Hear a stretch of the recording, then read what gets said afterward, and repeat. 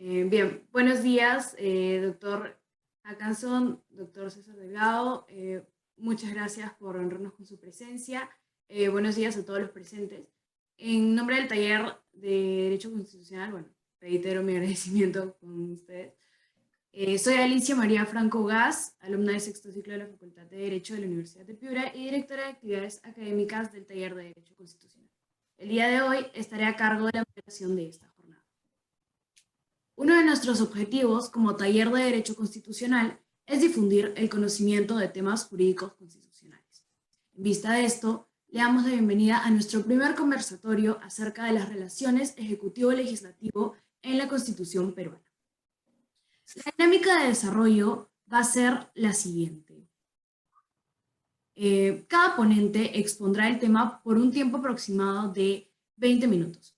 Al término de las ponencias, se hará un espacio de 10 a 15 minutos en el que los ponentes dialogarán sobre lo tratado en sus ponencias. Finalmente, se hará un intercambio de ideas y preguntas, para lo cual pueden levantar la mano y activar sus micrófonos o formular sus preguntas de manera escrita enviándolas a chat. A fin de hacer más dinámico este conversatorio, les recomendaría si por favor pudieran activar sus cámaras. Ahora, nuestro primer ponente va a ser el doctor César Delgado Ulmer, magíster en investigación jurídica por la Pontificia Universidad Católica del Perú y abogado por la misma casa de estudios. A partir de su vínculo profesional con el Congreso peruano desde 1980, es investigador de los procesos de la institución parlamentaria. En el año 2005 y 2012 organizó el primer y segundo Congreso Internacional de Derecho Parlamentario, los cuales tuvieron lugar en Lima. Autor de varios libros de estudio sobre las instituciones y procesos parlamentarios. Sin más preámbulos, le cedo la palabra al doctor César Delgado. Muchas gracias. Muy buenos días. Muchas gracias a la Universidad de Piura, en primer lugar al profesor Carlos Hackanson, al taller de Derecho Constitucional, y a ustedes como organizadores de este conversatorio en el que me toca participar a cargo de un tema en el que en realidad el experto es el profesor Carlos Hackanson, que hizo su tesis de doctorado sobre las relaciones entre el Poder Ejecutivo y el Poder Legislativo. Lo que a mí me toca exponer en esta materia, creo que podría considerarse una percepción un poco atípica de lo que suele la academia desarrollar como parte de este tipo de temas. Lo usual cuando se habla de las relaciones entre el Poder Ejecutivo y el Poder Legislativo es centrarse en el diseño, es decir, cuáles son las principales materias de interconexión entre el Poder Ejecutivo y el Poder Legislativo a propósito de la clasificación que se hace de los regímenes políticos, en principio como presidenciales, como parlamentarios.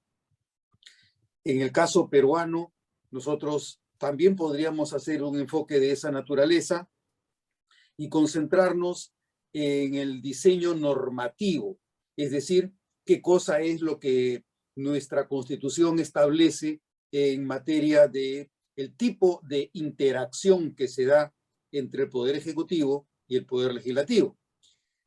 Como digo, este es el enfoque tradicional, este es el enfoque académico, basarse en lo que las normas constitucionales establecen y el derecho comparado, es decir, cómo es que el Perú se ubica en relación con los regímenes políticos típicos o básicos como son o el presidencialismo o el parlamentarismo. Y si somos un poco más finos en nuestro desarrollo, tendremos que hablar también de un tercer tipo que es el que se llama el régimen semipresidencial, que es el que sirve para explicar el tipo de relaciones que se produce en Francia, donde hay una dualidad en el propio poder ejecutivo. Sin embargo, más allá de este enfoque típicamente académico, que es válido, que es válido, creo que hay otra manera de enfocar las cosas. Ha salido a la voz pública el concepto de que el Perú, por ejemplo, es un régimen de presidencialismo atenuado, de presidencialismo frenado. Quienes clasifican el régimen político peruano como de presidencialismo atenuado frenado, se valen de una clasificación que generó Karl Loewenstein en su libro Teoría Constitucional, donde el desarrollo de sus planteamientos no es típicamente el normativo, sino que hace un análisis de las culturas o de las prácticas constitucionales en los diversos países, según las cuales uno llega a la convicción de que hay una práctica, hay una cultura, hay hábitos que nos llevan a entender los regímenes políticos de una manera paralela a la que se consigna en los textos constitucionales. Entonces, en el Perú tenemos, por ejemplo, enfoques como el de Chirino Soto, que dice que el nuestro es un régimen híbrido y que tiende a un régimen de premierato. En realidad, Chirino Soto siempre ha creído que el Perú debería avanzar hacia un régimen parlamentario, de la misma manera que lo ha hecho en Estados Unidos Juan Lins, un politólogo español que reside allá, y el profesor Valenzuela, un chileno. Ambos creen que el Perú debería avanzar hacia un régimen parlamentario, mientras que hay otros que afirman que para que nuestro régimen sea más eficiente, debiera ir hacia el mayor desarrollo de instituciones propias del presidencialismo, debido a una cultura acendrada en el Perú desde antes de la República. Vale decir, un enfoque que se basa en una tradición que empezó con la monarquía, que continuó con formas de caudillismo y con prácticas que han sido fundamentalmente autocráticas o autoritarias en el Perú, con la tolerancia generalizada de una parte importante de la población que no llega a aceptar plenamente las bases de los regímenes democráticos. Cuando llegamos a este punto, nos enfrentamos a un elemento central de cualquier relación entre el Poder Ejecutivo y el Poder Legislativo. Ese elemento central es un principio que tiene que ver con la proscripción de toda forma de concentración de poder. Cuando pasamos por alto, cuando descuidamos el tema de cómo se producen las relaciones entre el Poder Ejecutivo y el Poder Legislativo, no nos fijamos si es que como consecuencia de nuestras afirmaciones, de nuestra apreciación o de nuestro análisis, la consecuencia del enfoque que estamos realizando nos lleva a la afirmación de modos de concentración del poder que son contrarios a la teoría del equilibrio entre poderes. Como ustedes conocen, el poder por naturaleza es uno. El poder no puede ser múltiple. Siempre siguiendo probablemente las teorías de Carl Schmitt, podríamos afirmar que quien tiene el poder es quien tiene la capacidad de decidir en una situación de excepción. Frente a situaciones excepcionales, quien decide es quien tiene el poder. Entonces, este tipo de enfoque en relación con la ubicación de modos de concentración del poder es la que nos permite encontrar modos mejores o peores de interacción entre ambos poderes del Estado. Luego de esta presentación general sobre el enfoque académico y alternativas, yo quisiera hacer una reflexión en relación con un enfoque que no es estático, sino más bien dinámico, y tiene que ver con las maneras en las que funciona el régimen político. Siempre podemos ver que los regímenes políticos se estructuran a partir de dos ejes importantes, que son el eje de los poderes eminentemente legislativos y el eje de los poderes, competencias o funciones no legislativas. ¿A qué nos referimos? Cuando hablamos de las competencias legislativas, típicamente estamos determinando si es que en nuestro régimen político solamente hay un órgano que legisle y el otro que se dedique a la ejecución, como sería el típico caso de un régimen presidencial. En un régimen presidencial con separación de poderes marcada o rígida, el presidente de la República no tiene iniciativa legislativa, o si la tiene muy limitada, y el único que legisla centralmente es el Congreso. En un régimen parlamentario, por el contrario, debido a que el poder lo tiene el Parlamento, el gobierno legisla a partir de su base parlamentaria.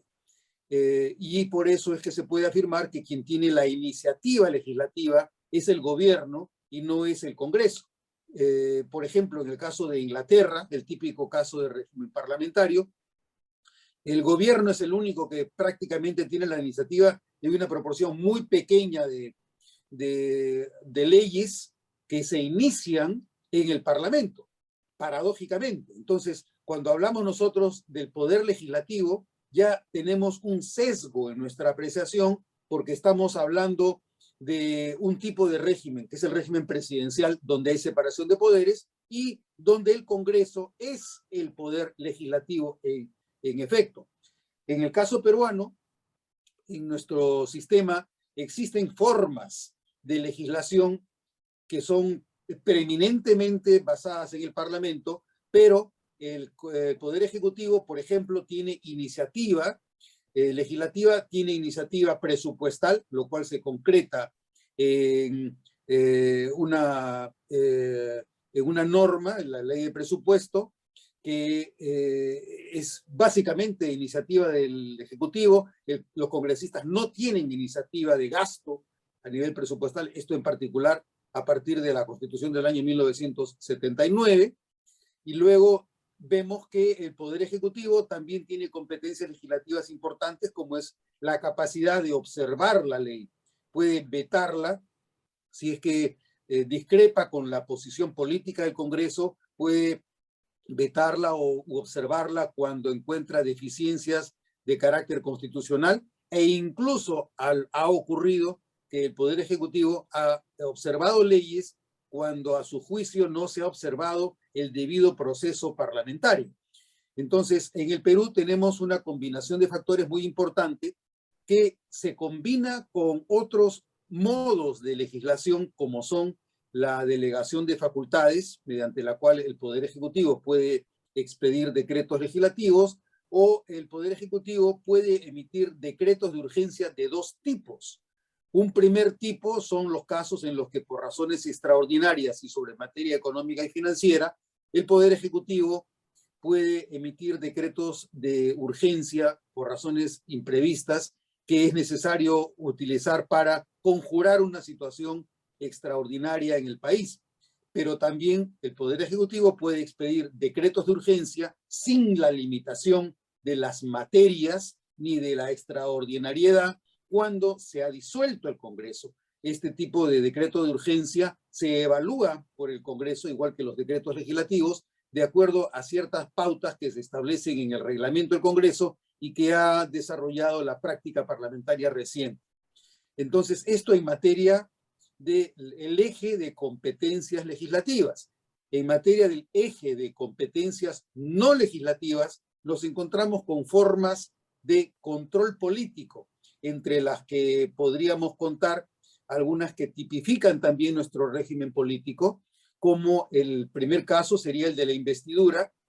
Ustedes han constatado recientemente el voto de investidura para el gabinete de la señora Mirta Vázquez Chuquilín, donde la presidenta del Consejo de Ministros ha expuesto la política general de gobierno y el Congreso ha evaluado no solamente la política general de gobierno, sino también la idoneidad en la composición del gabinete a través de competencias que tienen unos o no tienen entre los miembros del gabinete, sea porque tienen una afiliación con modos contrarios a nuestro sistema político como el terrorismo, o porque tienen antecedentes que riñen con una idoneidad de carácter más bien moral.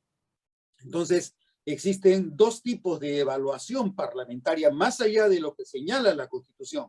Para la Constitución, todo lo que evalúa el Congreso es la política general de gobierno. Y paradójicamente, esa política general de gobierno que exponen los gabinetes uno tras otro durante cada uno de los periodos constitucionales, esa política general de gobierno, quien la dirige no es el gabinete, no es el presidente del Consejo de Ministros, sino el presidente de la República.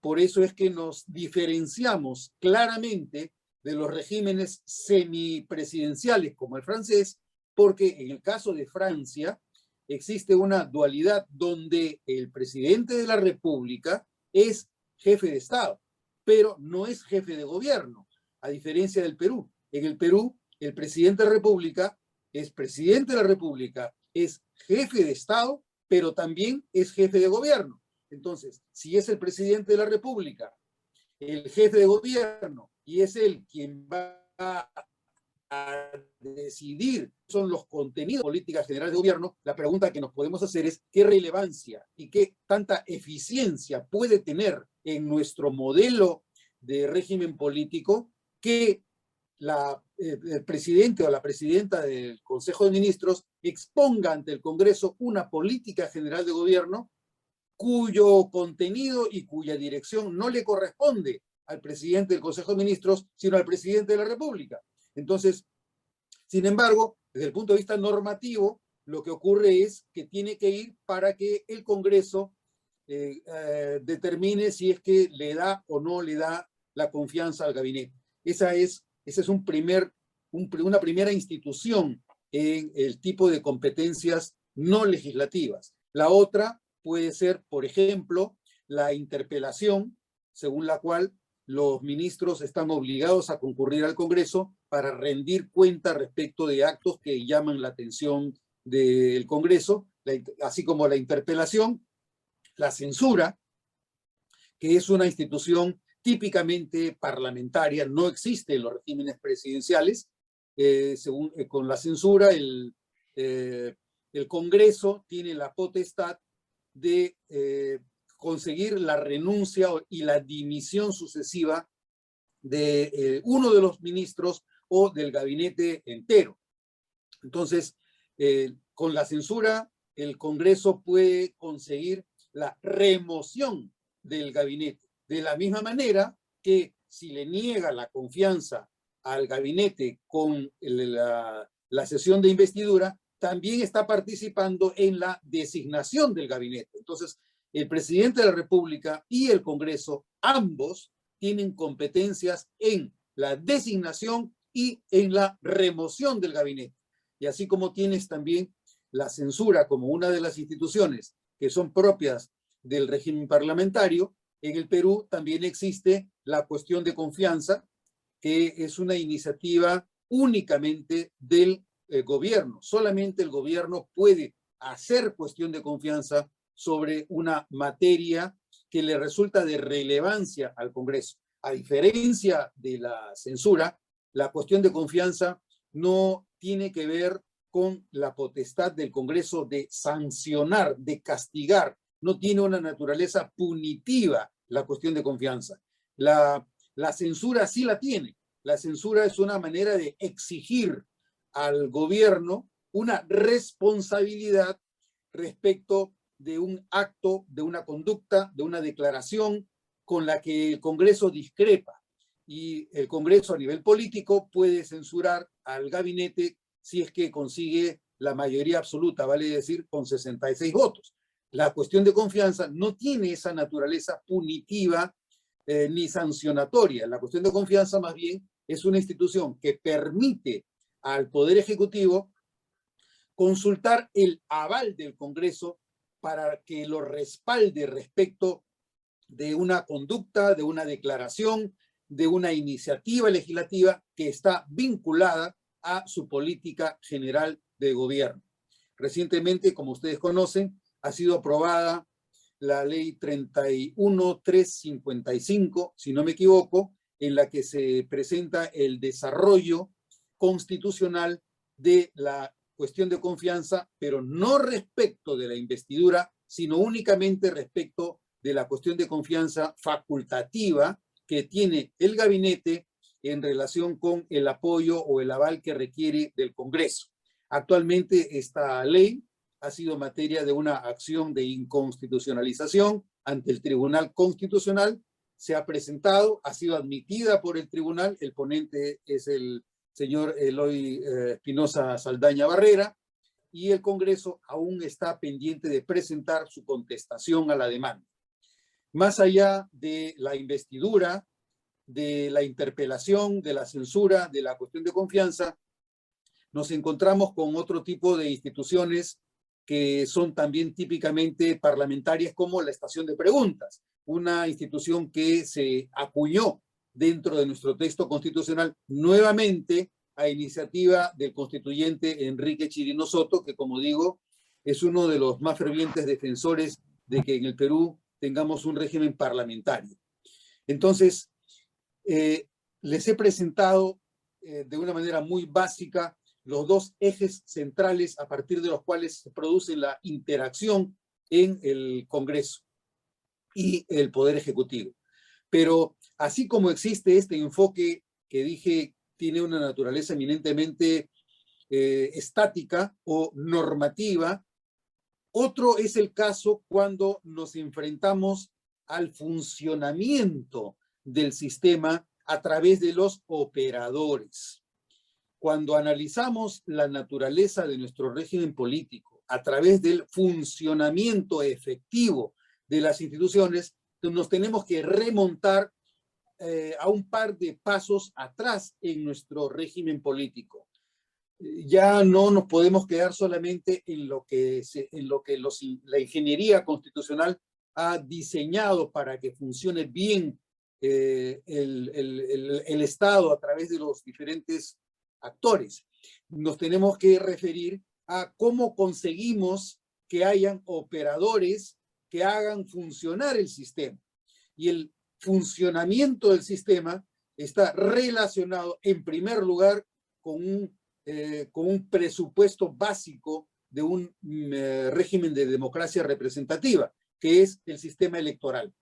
Como ustedes saben, tenemos un mecanismo que permite la elección tanto del presidente de la República como del Congreso. Ambos tienen elección popular directa, no así el gabinete. El gabinete es designado, como ya dije, por el presidente de la República y participa en esa designación también el Congreso.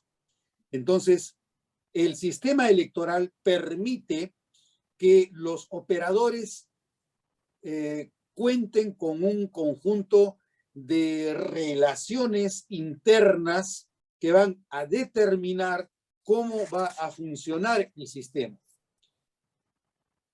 El resultado del proceso electoral puede darnos mínimamente tres tipos de previsión en la interacción y las relaciones entre el Poder Ejecutivo y el Congreso de la República. En primer lugar, puede ocurrir que el electorado le dé una mayoría parlamentaria al Congreso que sea idéntica a la mayoría política que tiene el presidente de la República. Cuando el presidente de la República tiene una mayoría generalizada en el Parlamento, la decisión del pueblo en las elecciones ha sido que quiere que el Congreso legitime al Poder Ejecutivo. Es imposible, cuando el presidente de la República tiene mayoría en el Parlamento, que ese Parlamento no respalde las acciones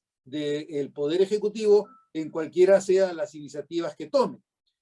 Segundo supuesto, puede ocurrir que como consecuencia del proceso electoral, el electorado no le dé una mayoría gravitante al Poder Ejecutivo en el Congreso, sino que más bien divida al Congreso una diversidad de tendencias, ninguna de las cuales es claramente opositora al presidente de la República.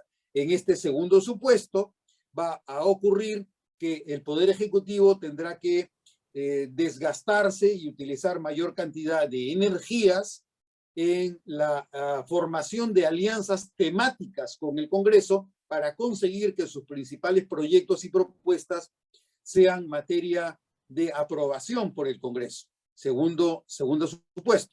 En el tercer supuesto puede ocurrir, como ha ocurrido recientemente en el periodo 2016 al 2020, al 2021, que el electorado le dé al Poder Ejecutivo una mayoría opositora en el Congreso. No es que se hayan dividido las mayorías parlamentarias de forma tal que ninguna tenga mayoría suficiente respecto de la mayoría que tiene el presidente de la República en el Poder Ejecutivo, sino que el electorado quiere darle a cada uno de los poderes una mayoría opuesta a la otra.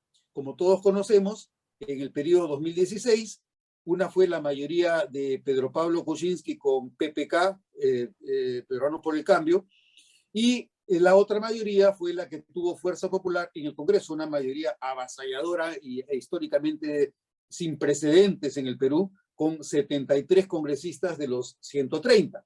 Obviamente, cuando el electorado toma una decisión de esa naturaleza, está dando un mensaje muy claro. Lo que quiere es no que el Congreso legitime fácilmente las políticas del Poder Ejecutivo, sino que el Congreso actúe como un agente en el que se maximiza el control político y la oposición.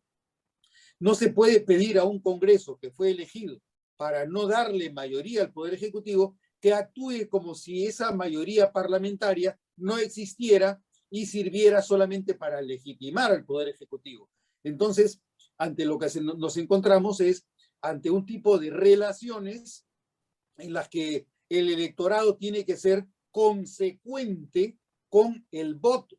Sin embargo, acá nos tropezamos con un par de problemas importantes. Uno primero es que los partidos políticos, cuando presentan sus listas al Congreso o a la Presidencia de la República, poco hacen para asegurarle al elector que las personas que está postulando son personas competentes para el desempeño del puesto representativo o para el desempeño del puesto presidencial. Vemos ahora, por ejemplo, las tremendas críticas que tenemos respecto a las incompetencias que pueda tener el presidente de la República como primer mandatario del Estado.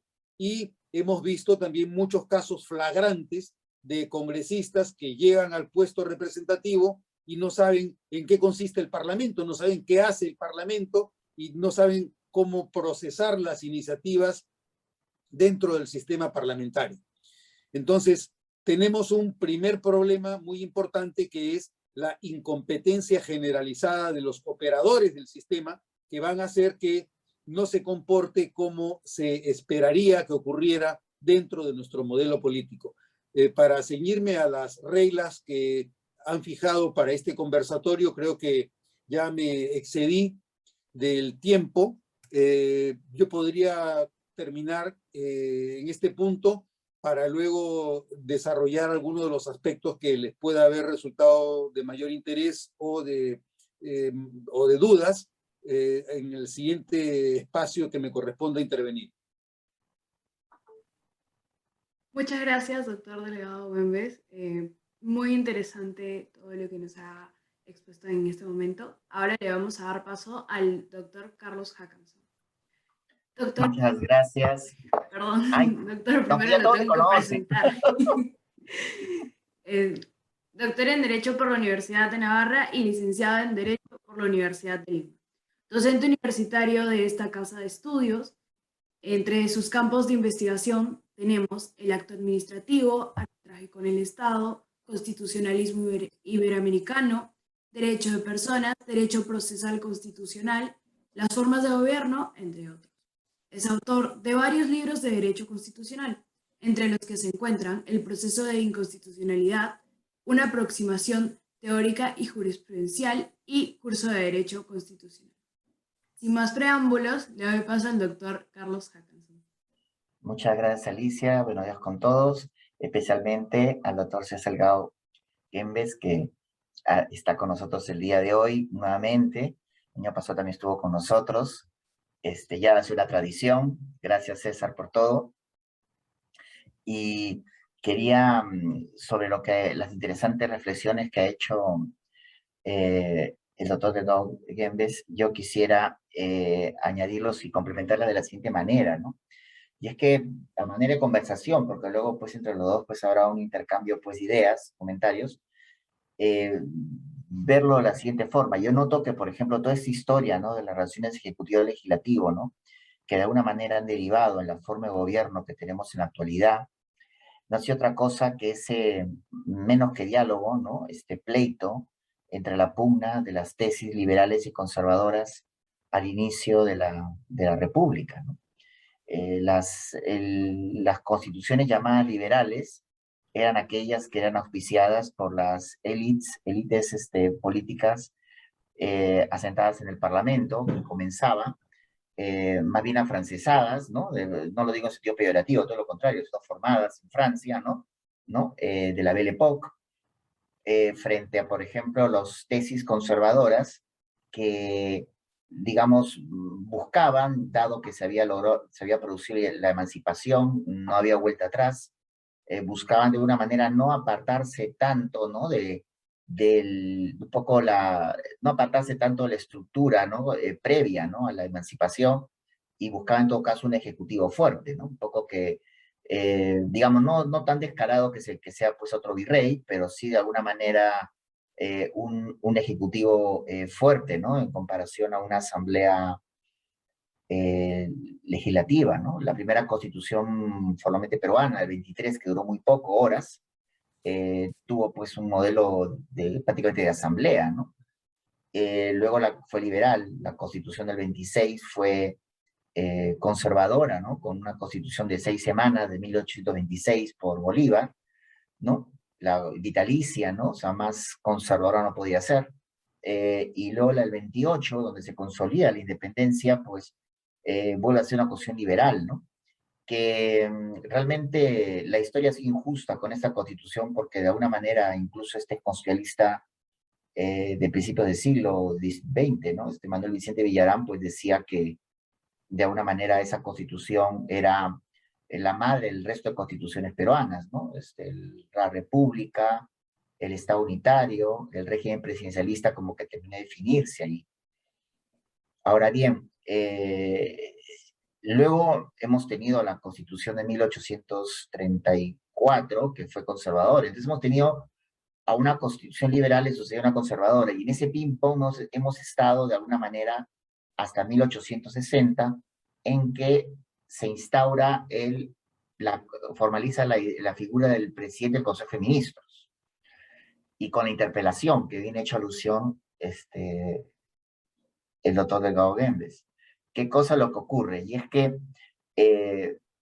si tomo una fotografía, y aquí tenemos un invitado de lujo, porque de constitucional, yo insisto que es uno también de los que sabe todo, ¿no? La teoría, la práctica y la tragedia, ¿no? Lo sabe todo porque ha estado mucho tiempo trabajando en el Parlamento y ya ha visto situaciones muy tensas, las ha vivido. Yo lo que veo en la Constitución si tomo una fotografía al Parlamento, ¿no?, del comportamiento hacia atrás, pareciera como que hasta antes de la Constitución de 1860, pareciera como que el Ejecutivo por un lado y el Parlamento por otro, ¿no?, con ese sistema, ¿no? Pareciera como que, digamos, no olvidemos que eran épocas en que no había, pues habría radio, pero no habría televisión, entonces era una situación que las relaciones me parece que debían ser algo más frías de lo que es, a comparación de lo que ocurre ahora, ¿no? Que ahora, pues, producen electricidad, ¿no? Ahora producen electricidad entre ellas, ¿no? Y noto como que la necesidad, ¿no?, de un presidente del Consejo de Ministros y un y comenzando con la interpelación y luego, pues como bien nos han explicado, ¿no? Las preguntas, las invitaciones, ¿no? Que eso es invento peruano, y todo lo demás que se han producido a partir de la Constitución de 1860, ¿no? Hasta la Constitución actual del 93, han ido de alguna manera aproximando al Ejecutivo hacia el Parlamento, ¿no? Los han ido aproximando en sus relaciones, ¿no? De hecho, Manuel Vicente Villarán sostuvo que cuando llega la cuestión de confianza, con el 33, ya dijo, ¿no? Aquí va a empezar el tránsito hacia el parlamentarismo, ya se viene ya creando un puente inexorable, ¿no? Hacia el parlamentarismo, ¿no? Luego la Constitución 93 pide la investidura obligatoria del Consejo de Ministros, ¿no? Pero esta pugna entre liberales y conservadores podríamos decir que se termina en el año, 1900, se termina en 1860, ¿no? Y de alguna manera, podemos decir, hay una cosita, ya lo siento, estamos en familia, tengo que sacar un libro, voy y vengo, ya lo siento, puedes parar la grabación, que no tengo quien me lo lleve, y continúo, no se enojan, No se preocupe, doctor. Aquí ahorita estamos. vengo, tranquilidad. Ya lo siento. Este equilibrio que se empezó a gestar en 1860, de alguna manera que ha ido incorporando instituciones parlamentaristas de manera progresiva, no ha sido exento tampoco de golpe de Estado, ¿no? Pero ha configurado nuestra forma de gobierno desde mediados del siglo XIX, ¿no? Pero esta pugna me parece que todavía continúa, ¿no? A pesar de todas las incorporaciones de instituciones parlamentaristas, esta pugna entre liberales y conservadores todavía sigue viva. Lo que pasa es que no se interpreta con esa clave, ¿no? No escucho decir liberales y conservadores, no escucho, parece como que a partir de 1860 como que ya terminó esa discusión, pero lo cierto es que me parece que de una manera continúa, ¿no? De hecho, hoy en día ya hablan de quitar la cuestión de confianza obligatoria, cuestionan que es un poco tirando más a la conservador, ¿no? Tirando más a la conservador, mencionan que, bueno, ya cuestionan, pero como qué raro que existen instituciones parlamentaristas, ¿no? Esta mezcla de cosas y no sé qué, cuando han convivido con nosotros ya hace un buen tiempo, ¿no? Y todo ello, por ejemplo, esta hipocresía política, perdón, que se empieza a producir y en nosotros verlo ahora en los periódicos, en los medios, no es otra cosa que un desconocimiento, pues, de una pugna entre liberales y conservadores que no deja de, que no cesa, ¿no? O sea, verlo en esos términos creo que históricamente, de alguna manera, es lo que está, de alguna forma, pasando. Y me gustaría también que empiezan ustedes y, por supuesto, que empieza el doctor César, ¿no? No puede pensarse en un frívolo retiro de instituciones, ¿no? Por ejemplo, la cuestión de confianza obligatoria yo le encuentro un sentido, ¿no? Y lo quiero compartir, ¿no? Y es que, de alguna manera, primero debe evitar que el presidente, pues, decida, sin ningún cálculo, nombrar al primer ministro que le dé la gana, porque permite de una manera que mire si tiene mayoría o no en el Parlamento y lo obliga a buscar gobernabilidad, ¿no? Si tiene mayoría propia, bueno, en fin, pero si no la tiene, tiene que pensar en buscar gobernabilidad, ¿no? Y lo obliga a mirar al Parlamento porque va a recibir va a solicitar obligatoriamente esa confianza, ¿no? Y por otro lado, cuando el Parlamento otorga la confianza, crea una relación fiduciaria, ¿no? Es decir, crea un vínculo entre el Parlamento y el gobierno que luego legitima al Parlamento para luego censurar, para luego interpelar, para luego preguntar, ¿no? O sea, es como una especie de accountability, ¿no? Rendición de cuentas en que, bueno, dado que tiene la confianza, vamos a hacer un testing, ¿no? Sobre más o menos cómo te está yendo, ¿no? Ahora, la censura es ya la exigencia de responsabilidad política, que es romper esa relación fiduciaria, cortar con ella, ¿no? Para un ministro individual o para todo el gabinete, ese es el primer ministro, ¿no?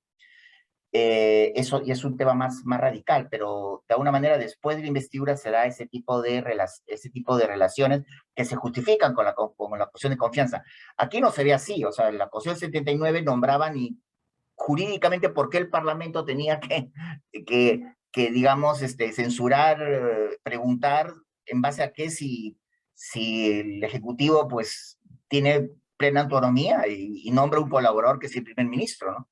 Creo que esa relación se arregla por lo menos puede ser un poco teórico, se arregla con la cuestión de confianza obligatoria, ¿no? Que yo sé de paso, cuando se ejerció durante la Constitución del 79, el mismo Chirino Soto decía que no se llegaba a ningún fin, ¿no? Simplemente terminaba el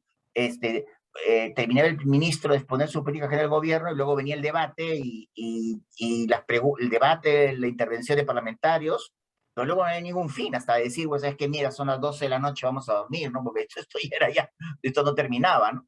Ahora termina con la petición de confianza, y es que es natural, porque la lógica parlamentarista finalmente se va imponiendo, ¿no? La incorporación de la presidencia del Consejo de Ministros en la interpelación fue jalando a las demás instituciones. De hecho, otro capítulo, durante la alianza APRA-Unión Odrista, que hizo gran oposición a Belaunde, censuraron varios gabinetes y Belaunde no podía disolver porque no estaba prevista la disolución. Por eso la Constitución siguiente del 79 recoge la experiencia y trae la disolución. Claro, no puedes traer la censura aislada de la disolución que es también parlamentarista, porque una institución jala a la otra. Una institución jala a la otra, ¿no? Una va jalando a la otra, ¿no? La dinámica. Y hemos llegado a esta configuración, ¿no?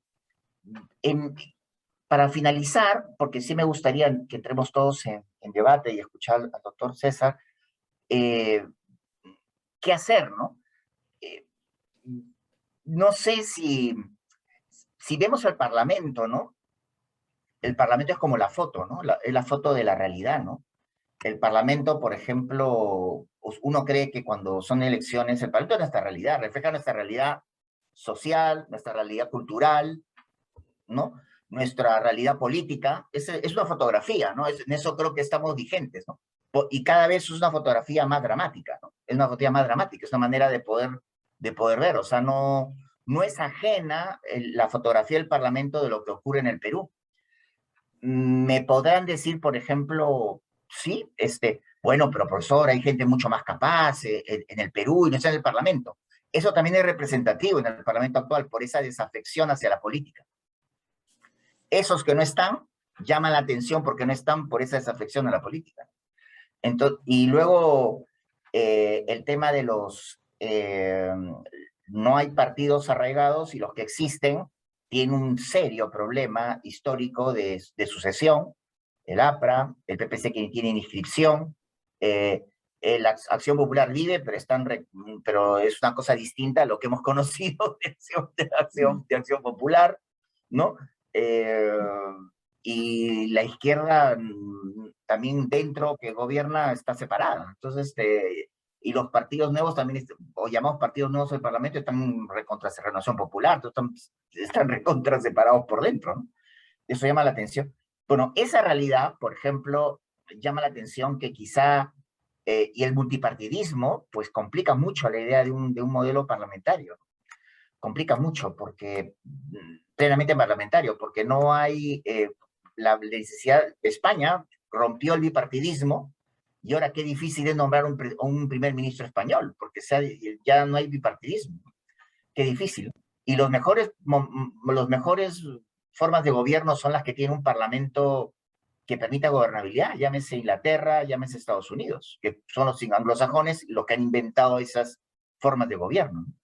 El multipartidismo no es ajeno, por ejemplo, y no es ajeno a otros países. Francia, por ejemplo, quien gobierna Francia ahora, Macron, es de un partido antes de ayer. En Marche es un partido antes de ayer, ¿no?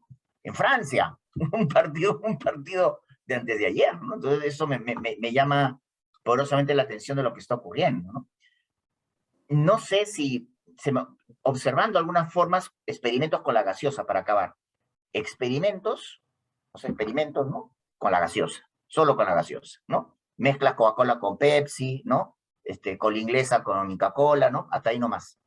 Pero yo lo que veo es que quizá había que observar el semiparlamentarismo, por ejemplo. Es muy curioso porque quienes hablan del parlamentarismo con justa razón y profesores, por ejemplo, contradictoria, ¿no? Enrique Chino Soto, todos ellos mencionan, en el Perú también Ernesto Álvarez Miranda habla sobre el parlamentarismo,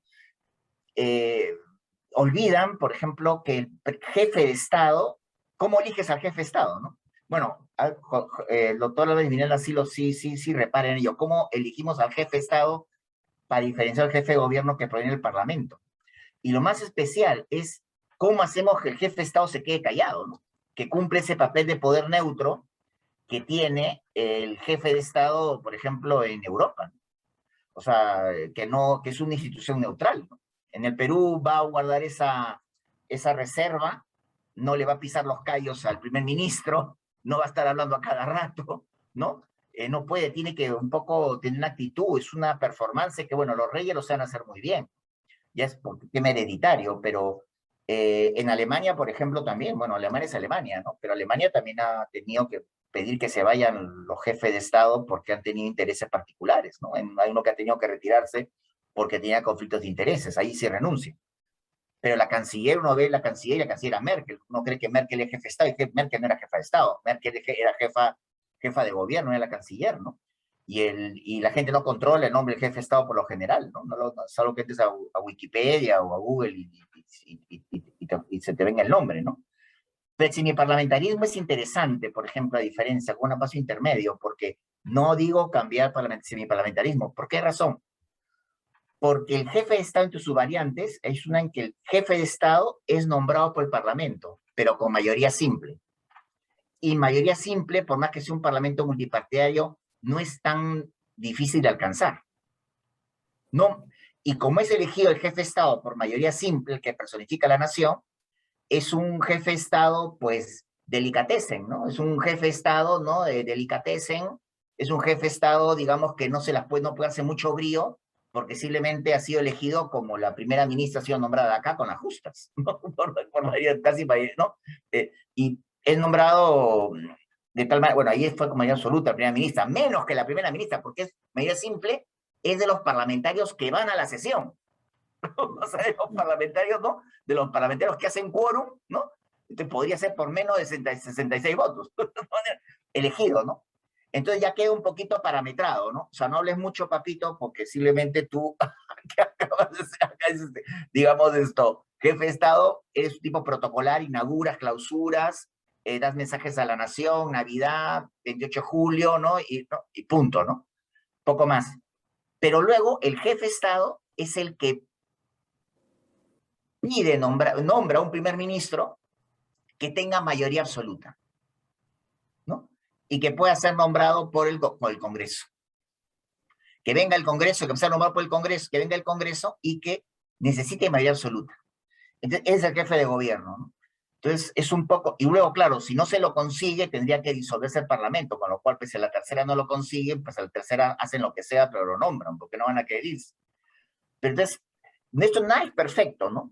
Pero si finalmente se impone, ¿no? La idea del parlamentarismo, yo sugeriría, creo, más el semiparlamentarismo por un tema más bien de cómo somos nosotros, porque no tenemos un sistema, ¿no? Un sistema de partidos, realmente el ejercicio de la política en el Perú no está dimensionado, el multipartismo no nos puede ayudar mucho, pero el semiparlamentarismo creo que de alguna manera podría ajustarse tomando la fotografía a nuestra realidad, ¿no? Los partidos políticos van a tardar o no van a llegar, como quisiéramos que fueran, ¿no? Lo que pasa en Europa de políticos de antes de ayer, como Macron, por ejemplo, es un indicador en Francia, ¿no?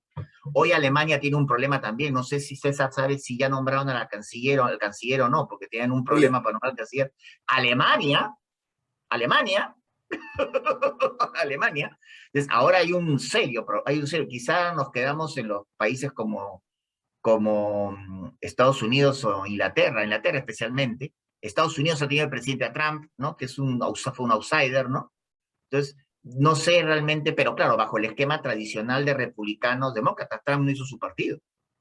Pero veo que el modelo semiparlamentarista de alguna manera podría, si se va a transitar, si se va a cambiar, si se quieren cambiar, el modelo parlamentarista no creo que sería, pero en todo caso sería un semiparlamentarismo porque trabaja con lo que tiene, ¿no? O sea, la Asamblea produce al jefe de Estado, pero debilitado, de geoponía simple, y el jefe de Estado nombra del Parlamento, pide formar gobierno a la primera mayoría del Parlamento, quien tiene la primera mayoría relativa, pide formar gobierno, y ese tiene que lograr mayoría absoluta, ¿no? Entonces, el gran trabajo de jefe de Estado y luego se la pasa inaugurando es la posibilidad de nombrar a quien ostenta la primera mayoría y que pueda él articular una mayoría absoluta que sea la que lo nombre, ¿no? Y que brinde estabilidad, ¿no? Eso, y luego, claro, sí cabe las demás instituciones, la disolución y todo lo más esto cabe, pero podría ser un esquema en que de alguna manera terminemos, ¿no? de pasar a lo que estamos viviendo ahora, ¿no? Que en los últimos años ya hemos tenido un revés en lo que respecta a los tres presidentes que hemos tenido, o cuatro que hemos tenido en el Perú. O sea, quisiera dejarlo ahí, no extenderme más y agradecerle su atención. Muchas gracias, doctor Carlos Hackanson. Ahora, siguiendo con nuestro programa, vamos a dar un espacio de 10 a 15 minutos para que los ponentes dialoguen sobre lo tratado en las ponencias. Ok, entonces yo procedería a extender algunos comentarios respecto de las interesantes apreciaciones que ha hecho el profesor Carlos Hackanson. La verdad que no creo que en 10 minutos pueda comentar todo y me imagino que me faltarán muchas ideas que poder explicar. Para mí, creo que para aprovechar mejor el tiempo, yo me concentraría en las ideas matrices que me lleva a reflexionar la presentación del profesor Hackanson. Una primera, que no es parte obviamente de esta conversación, pero que está detrás de todos los comentarios y análisis que uno hace sobre el funcionamiento de las instituciones constitucionales, es el supuesto que tenemos de que estamos ante un Estado constitucional de derecho, el mismo que se define por tener una constitución rígida y un sistema de control de la regularidad constitucional donde el titular es el Tribunal Constitucional al que se califica como el máximo o supremo intérprete de la Constitución, dotado de algún margen de imparcialidad o de mayor criterio racional para la determinación de nuestros contenidos constitucionales. ¿Por qué menciono esto en una conversación relacionada con el tema que nos convoca, como es las relaciones entre el Poder Ejecutivo y el Congreso?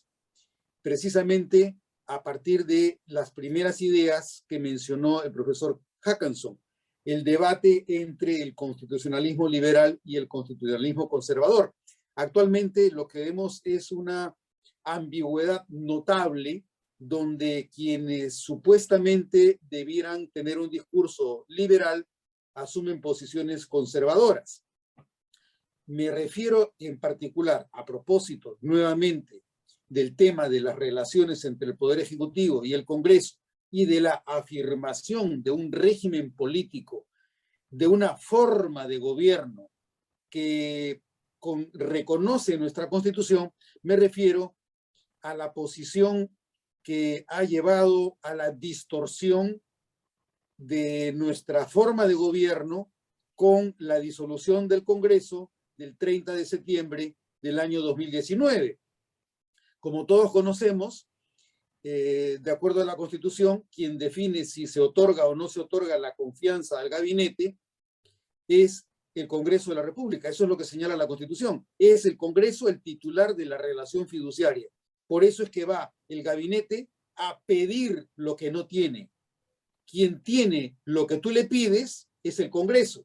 El Congreso representa su propia legitimidad representativa ante la población. Por eso es que existe una mayoría en el Congreso, no obstante las deficiencias que tiene nuestro sistema electoral, en el que solamente el 48% de la población está representada en el Congreso, el 52% de la población no tiene representación en el Congreso. En medio de esa dificultad primaria, sustancial, elemental y básica, el Congreso, no tenemos otro, es el que debe decidir por cuenta y en interés de la voluntad popular. Entonces, si la Constitución dice que tú le pides al Congreso lo que el Ejecutivo no tiene, que es la confianza popular a través de los representantes, no puedes tú, como presidente de la República, cuyo gabinete va a pedir lo que no tiene, tú no puedes usurparlo ni arrebatárselo como si tú fueras el titular de esa potestad.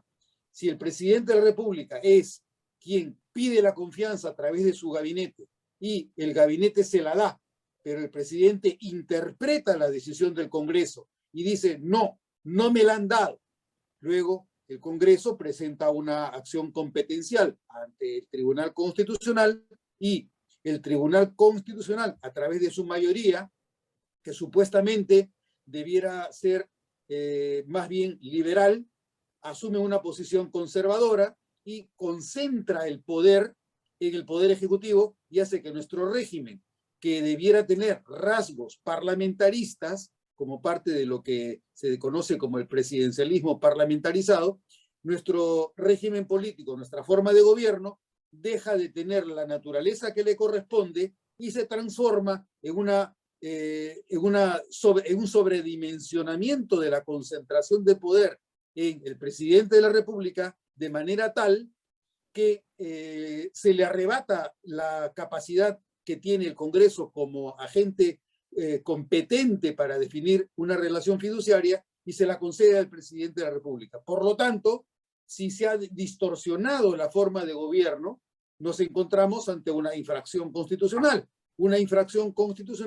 en la que el responsable principal es el presidente de la República y el secundario quien lo avala, que supuestamente es quien debe interpretar la Constitución y ser fiel a los mandatos constitucionales. Si de acuerdo a nuestra Constitución, nuestra forma de gobierno es la que tenemos, pero el Tribunal Constitucional, en un sesgo de naturaleza más bien política que jurídica, avala la posición exagerada del presidente de la República, que probablemente más por una orientación política contraria al uso que hacía de sus competencias un Congreso que ha sido elegido para ser opositor al Poder Ejecutivo, se le pide que no controle al Poder Ejecutivo y más bien se hace que ese Congreso que quiso dar la confianza sea un Congreso al que se caricaturiza y se le hace decir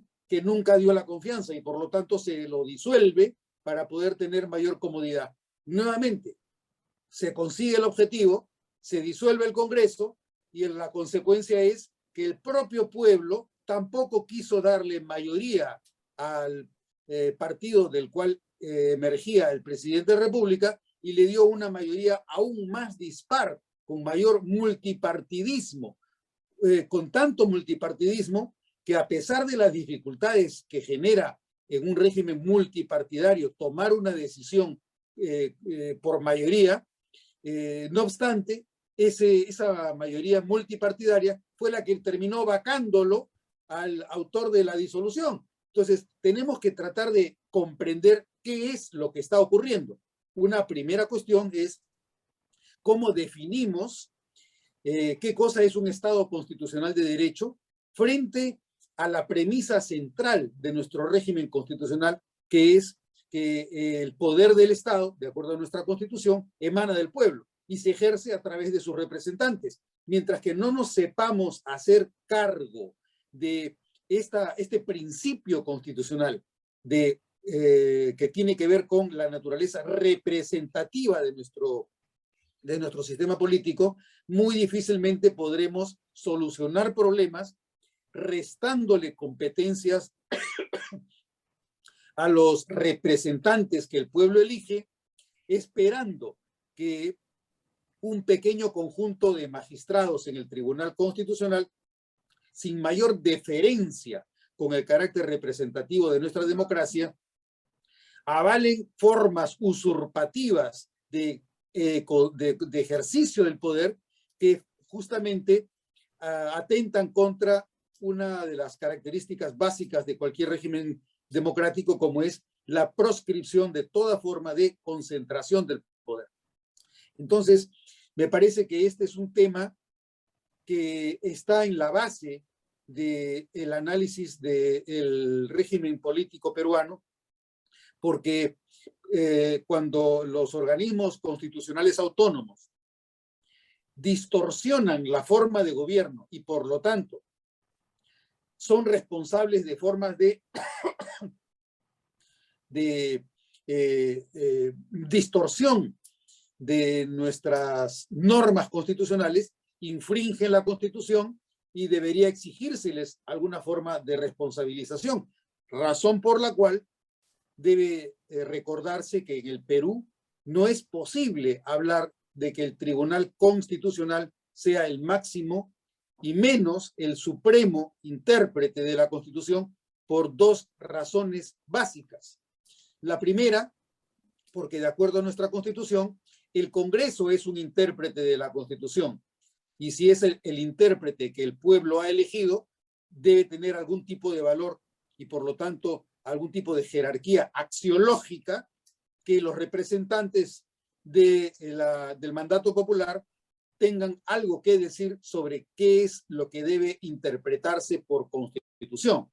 Y en segundo término, no es ni puede ser ni máximo y menos supremo intérprete de la Constitución, el Tribunal Constitucional, porque los propios magistrados del Tribunal Constitucional, de acuerdo a nuestra Constitución, son susceptibles de acusación constitucional. Entonces, si los magistrados del Tribunal Constitucional pueden ser objeto de una denuncia constitucional y por lo tanto cabe contra ellos el inicio de acciones por delitos cometidos en el ejercicio de la función, y en segundo lugar puede iniciarse denuncias constitucionales contra ellos por una infracción de la Constitución, ¿cómo dentro de nuestro régimen político podría mantenerse congruencia con las premisas de nuestro régimen democrático representativo y además sostener que el Tribunal Constitucional es el máximo o supremo intérprete de la Constitución cuando quienes supuestamente debieran darle la máxima y suprema interpretación al texto constitucional pueden ser susceptibles de una denuncia por la comisión de delitos en el ejercicio de sus funciones, en primer lugar, y en segundo lugar, pueden ser objeto de una denuncia constitucional por infringir la Constitución. Es una incongruencia conceptual que en el Perú se haya trasladado como si fuera un radio portátil lo que ocurre en, sobre todo, Europa Occidental, que es el reconocimiento de que el Tribunal Constitucional en Europa Occidental sí puede ser considerado un máximo intérprete de la Constitución porque el Congreso no tiene las potestades de interpretar y porque los parlamentos en Europa Occidental no tienen la potestad de denunciar constitucionalmente, de destituir en sus mandatos a los magistrados del Tribunal Constitucional y tampoco puede ser objeto de una denuncia por la comisión de delitos en el ejercicio de la función, porque supuestamente son impolutos, son puros, no pueden cometer error alguno. Ese tipo de ficciones, como son la de asumir que hay un grupo de seres humanos que por las solas competencias técnicas que tienen, por haber elegido entre todas las profesiones la del estudio del derecho, están premunidos de una coraza que les impide cometer errores en materia de interpretación de la Constitución, y además tienen la potestad angelical de poder ejercer con imparcialidad y neutralidad la interpretación de los problemas políticos como si no tuvieran ellos ningún tipo de afección. Yo dudo, por ejemplo, que la mayoría del Tribunal Constitucional que aprueba la sentencia 6/2019 CC no haya tenido algún tipo de contrariedad respecto de Fuerza Popular.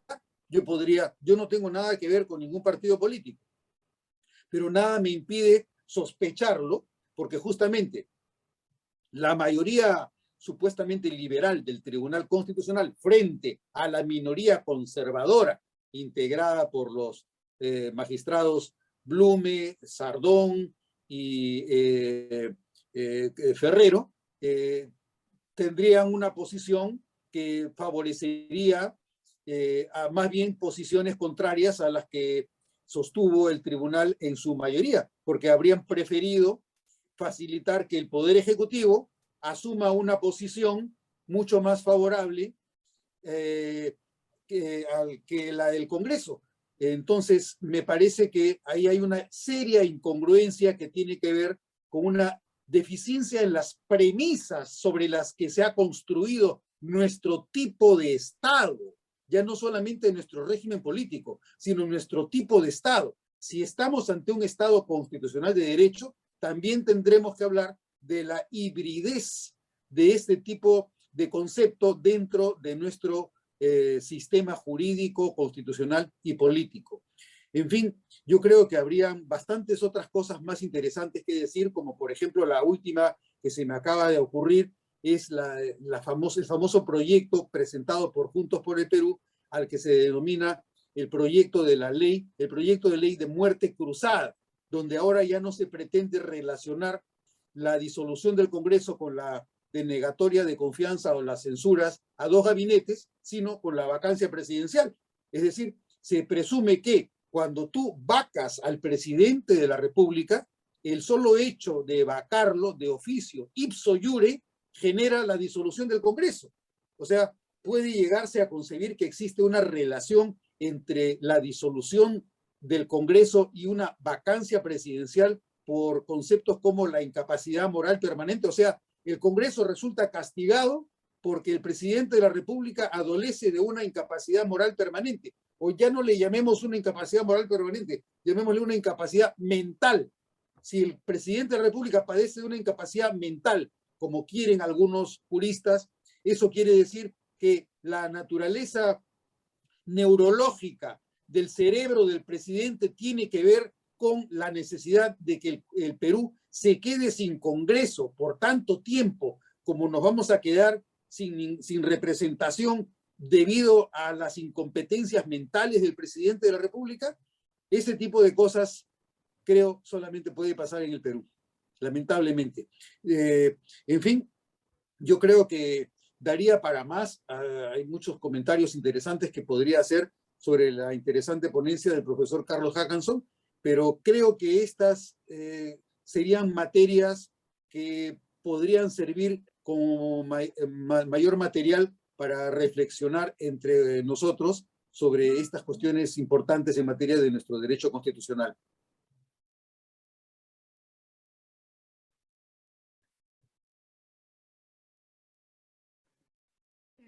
Bien, ahora le damos el paso al doctor Carlos Hackanson. Gracias, Alicia. Agradecido por la intervención del doctor Delgado Guembes. Coincido con él. Y claro, cuando vemos nosotros, interpretamos los problemas desde digamos, el binomio, ¿no? Liberales conservadores, pues, y sostenemos, ¿no? Que esa pugna sigue viva.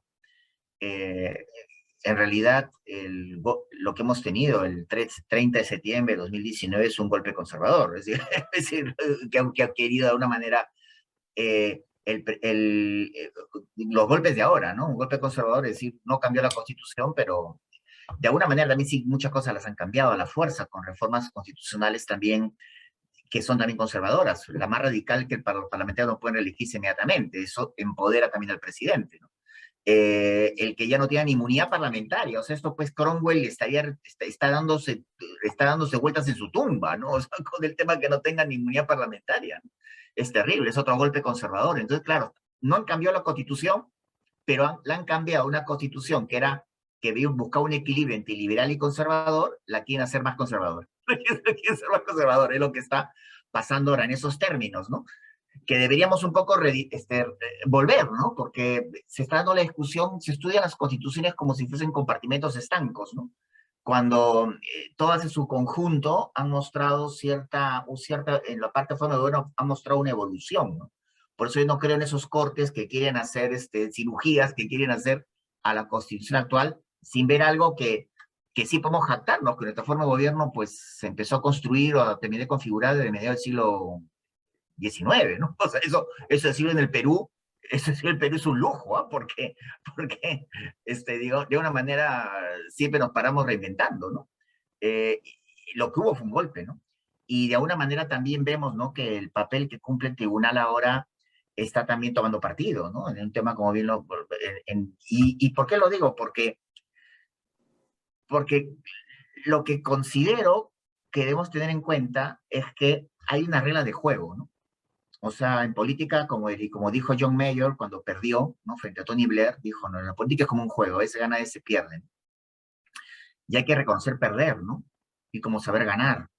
Y creo que, por ejemplo, esta mayoría, al margen de quien sea, ¿no? Que se produjo el 2016, dio lugar a forzar figuras de origen parlamentario para que el presidente finalmente no le tocó al primero, pero sí al segundo, querer eliminar, ¿no? Como sea, neutralizar o eliminar neutralizar con la cuestión de confianza o eliminar con la disolución a esa mayoría del 2016, que este fue un golpe de Estado. Y es que hay que saber perder, o sea, hay que saber ganar y saber perder, ¿no? En política, ¿no? Y eso ha dado lugar a que incluso intervenga el Tribunal Constitucional, y lo más lamentable, y lo comparto con todos, especialmente con César, es que el Tribunal Constitucional no tenga claro qué es la separación de poderes, apague y vámonos, ¿no? Ya, apague y vamos. Yo no sé, porque si es hablar del contenido de un derecho, cosas que puedan prestarse hasta a un tipo de abstracciones, yo hasta puedo discrepar, pero bueno, hasta puedo entender que sea la cuestión ideológica. Pero las reglas básicas del juego político, democrático, bajo una forma de gobierno, no le quedaba más remedio, incluso a los siete que estaban ahí, es decir, no, aquí no se puede, o sea, esto ya es, o sea, este es el ABC, o sea, yo no puedo decir que el perro es gato, ¿no? O sea, decir que el gato es perro, ¿no? El ABC, no puedo yo transigir.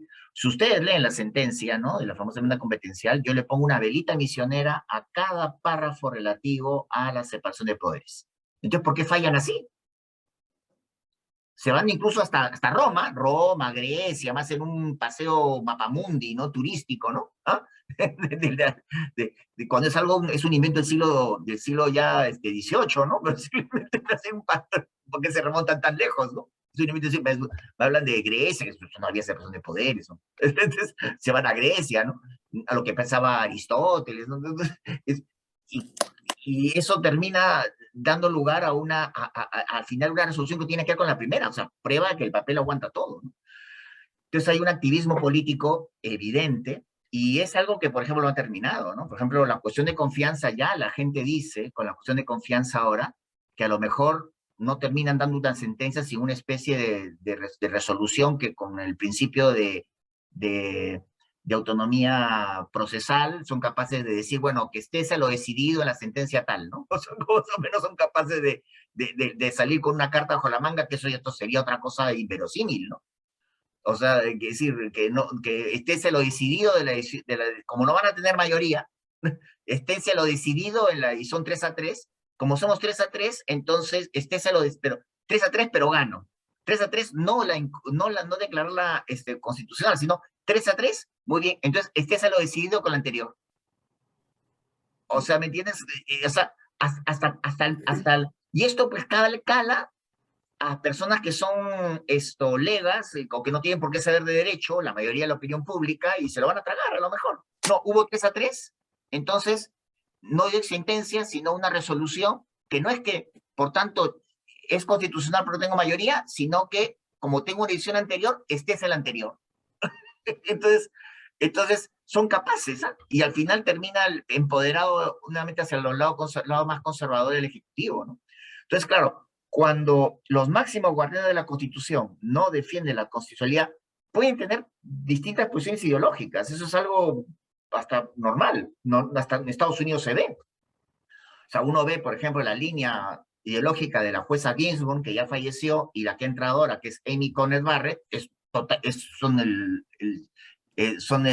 la luna y el sol. O sea, son distintas, ¿no?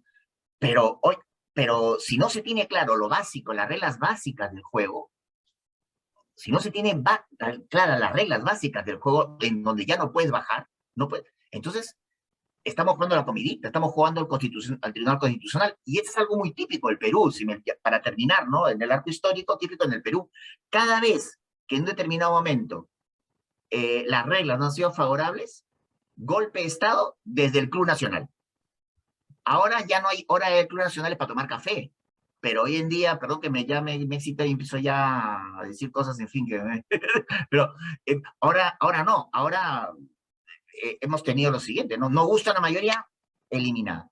No gusta lo que van a hacer, eliminado. Entonces, y luego, y tenemos además otro tema, y es que en la actualidad ni siquiera el Perú ya va, antes lo del Club Nacional, ¿no? Está en la Plaza de San Martín, ¿no? Ahora no, sino ahora hablamos de transnacionales, que son los deciden el Perú, las transnacionales, incluso hablamos de países extranjeros que son los que mandan en el Perú. A eso hemos llegado. La falta de institucionalidad no es un tema solamente cosmético, ¿no? Sino que la falta de institucionalidad es que desde fuera nos faltan el respeto. Primero una constructora multinacional y ahora Bolivia. ahora Bolivia. Es lo que está ocurriendo. Esa es la falta de institucionalidad, es que ya está, nos falta de respeto. Tienen oficinas acá. Bolivia organiza reuniones en el Perú. O sea, esa es la falta de institucionalidad, Dios mío. Y esto, con perdón, como soy profesor universitario, se me quedan palabras, esto pasa piola. esto pasa piola. Entonces, a eso llegamos. Entonces, claro, hablar de que el Ejecutivo, el Legislativo, sí, está muy bien, ¿no?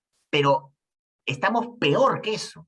Estamos peor que eso, perdón que lo diga, ¿no? Ya para deprimirnos como es un desgraciado que lo diga el sábado por la mañana, ya le falló el fin de semana, ¿no? Pero es lo que de alguna manera es lo que está pasando. No me extiendo más, pero es lo que veo, y agradezco las impresiones de doctor César Delgado Huembe.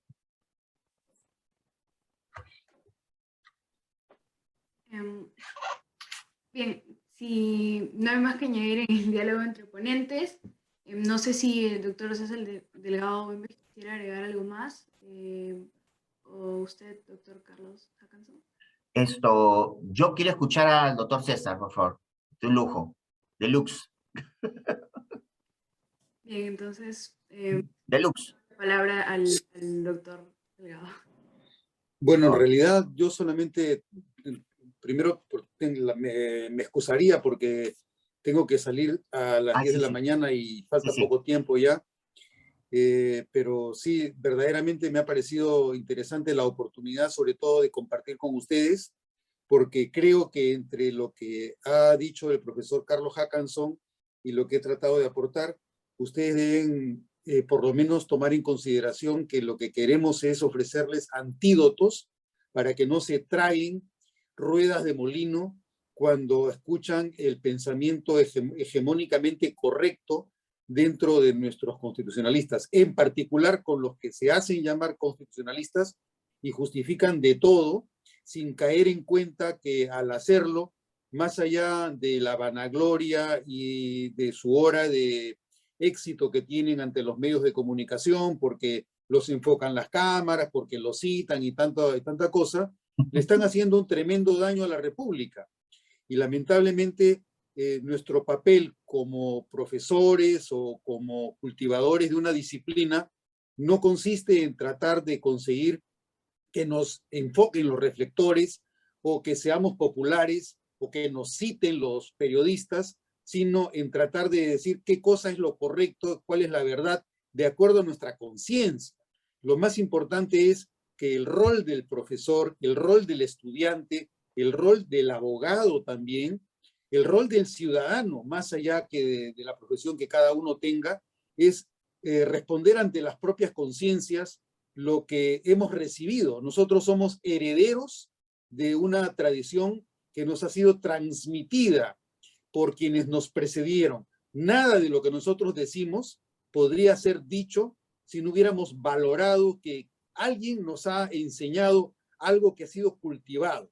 Nuestra responsabilidad es cultivar la semilla que hemos recibido para seguirla transmitiendo a quienes nos sucedan, de forma que prevalezcan de manera lo más perenne posible, lo más fiel posible, eso que hemos querido que honre en nuestras vidas, más allá de que tengamos algún tipo de reconocimiento o que no recibamos ninguno, pero nos vayamos a la muerte con nuestra conciencia limpia. Eso sería lo que yo querría añadir.